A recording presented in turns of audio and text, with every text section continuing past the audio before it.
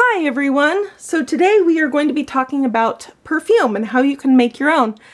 But first of all, we have some serious stuff to talk about, like perfume etiquette for one. So I was at this hockey game the other day, and these girls were wearing the most horrendous perfume I have ever smelled in my entire life. And the problem was you could smell them before you could see them. And guys, don't be rude, please. I mean, ladies, gents, you both are guilty of it. There are people in this world who have headaches and who are allergic to certain things, like fragrances. And if you come in blasting everybody with your scent, chances are someone is going to go home really sick or might end out in the hospital. So please be kind. A little bit goes a long way. Like when someone hugs you, you want to have just something, this light and whiffy that will just kind of, be pleasant. Because the rest of the world is not going to like you like that. They aren't going to want to hug you all the time. So, keep that in mind. It's just, don't fumigate before you initiate. So, if you initiate contact, please, be gentle about it. So we have our most common perfume that you can make, which is you can use essential oils or fragrance oils, either one, and you can mix it with vodka. So this is kind of, I guess you'd call it a shot of vodka with some extra fragrance there to it. This one has, it's just oil. So you want something that's going to dilute your fragrance or your essential oils. This, I have sweet almond oil in there, and it really blends really, really well. You add just a few drops of oils to it and to get your scent, and a little bit goes a long way again.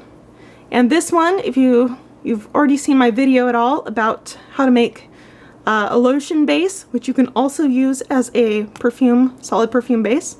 So just a chapstick tube. It's 4 parts coconut oil to 1 parts beeswax. Now, if you live in a hotter environment, you'll probably want more beeswax in there to keep it a little bit more solid. If you live in a colder environment, you will definitely want to put less. And you just want it to where when you put it on your skin, it just kind of lightly melts just like that. This works as a great base for a chapstick, but do not use your chapstick and get it confused with your perfume bar, because fragrance oils and essential oils are not all safe to eat, and we lick our lips and stuff like that all the time, so don't ingest things that you're not supposed to ingest. Millennials, I'm talking to you guys. Leave the soap alone. So, yeah, basically, that's kind of it. So you'll have a small, like, perfume bottle, if you will, a little roller bottle, like this one here, or you can grab a chapstick tube, a deodorant tube, something, hopefully, that does not look, that you won't get it confused with chapstick if you use chapstick a lot. So I'm going to set these aside over here. And here I've already mixed in just a little bit of sweet almond oil. Now you want it to be really thin. Like this is almost liquid thin. That's really great. It's going to roll on really, really nicely. If you have your roller like this one here, just tip that upside down. I can just roll that and you can see it right there. It's nice and thin. It goes on really smooth. It smells wonderful because I've only put on a few drops in here. So I'm not going to be blasting everybody. And again, here I put just a few drops as well. Now, fragrance oils, you can use a fragrance oil. However, they don't have the cell structure that essential oils do. So the alcohol has a harder time breaking that down. You can kind of see the oil and liquid bubbles in there. Again, I just made this, so it's still going to be a little bit before those cells break down. But this one over here, I used only essential oil, so you can see there's no oil bubbles in that. So you have that option. You can just use pure essential oils and it works great, or you can use fragrance oils, either one. It's awesome. Just, you can buy these on Amazon. Some of your craft stores, places might have things like this also available for you to use. So you have your basic tube. I'm going to do this. Not really quite so common to have a solid, or I'm sure maybe some of you have already seen. Whoop, sorry, knocking you guys over. Some of you guys have probably already seen what's inside a chapstick tube when it gets empty. Just this little doodad. You want to make sure all those lines and everything are lined up before you put it in there, otherwise it won't go in there nice. So you want to make sure everything is nice and tight, that's all the way down at the bottom before you pour in your 4 parts coconut oil to 1 part beeswax base type perfume bar, if you're making a solid perfume bar. This one has your cap, has a little thing right there. It just comes out and you can pour your oil right down inside there. Now you can fill this up with like gemstones, rocks, silk flowers, things like that that will make it really, really pretty.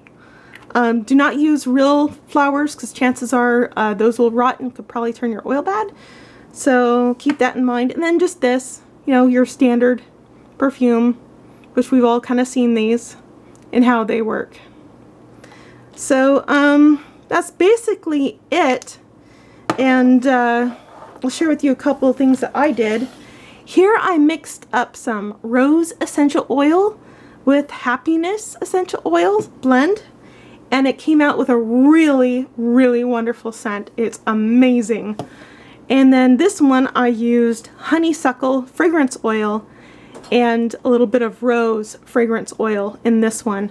So this is the one that was just the fragrance oil. So it didn't really break up quite as well. But again, I'm still waiting on it to break up because I just made it. So those kind of things help really, you know, make a difference. And if you use a dropper, it helps make it so that way you don't add too much fragrance to your base, whatever you're using, a sweet almond oil, high fractionated coconut oil, whatever. You just want it to be thin for your tubes like this. So I hope that this helps some of you in deciding what you're going to use and pick out and possibly make some good use out of for your daily uses. Alright, I think I said uses way too many times, but welcome to my world.